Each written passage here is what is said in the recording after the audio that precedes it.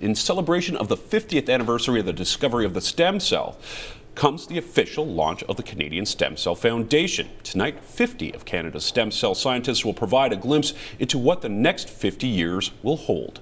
Joining us now is one of the two Canadian scientists who discovered adult stem cells, Dr. James Till. Dr. Till, pleasure having you here with us. Thank you. Okay, so I think first of all, let's talk about the discovery and what that means to us at this point in time.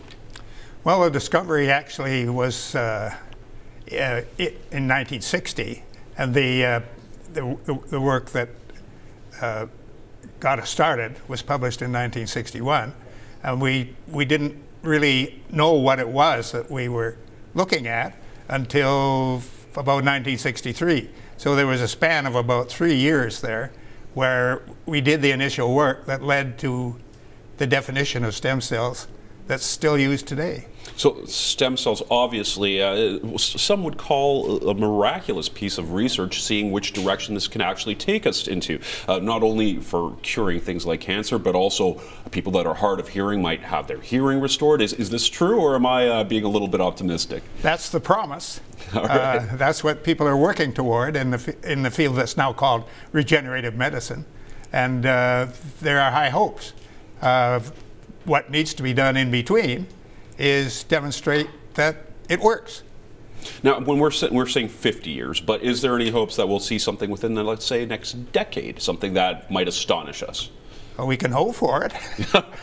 Do you see it? Do you foresee anything in any part of the medical field, from hearing, let's say, to cancer, to anything? We're seeing like pretty dramatic changes just happening. Every time I check the internet, something new is popping up. So obviously, we're moving in the right direction. What do you see happening, let's say, within the next decade? I resist making predictions because I'm usually wrong when I even try and predict what will happen next week. We don't want that then. But I mean, what's been realized is bone marrow transplantation for diseases of the blood like leukemia. That involves transplantation of stem cells, and that's been going on successfully for decades. It's the newer area of regenerative medicine that is still more promise than fulfillment so far. Will we achieve something in 10 years?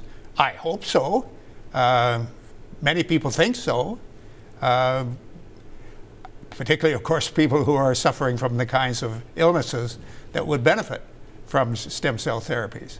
Do you see a change in the medical spectrum in the sense that now, I mean, there used to be what I'd see, and correct me if I'm wrong, competing groups that would want to get a cure out, let's say, for leukemia or breast cancer. That are doctors and scientists working together now that we do have the internet? Are these mega databases helping actually push things forward? Oh yes.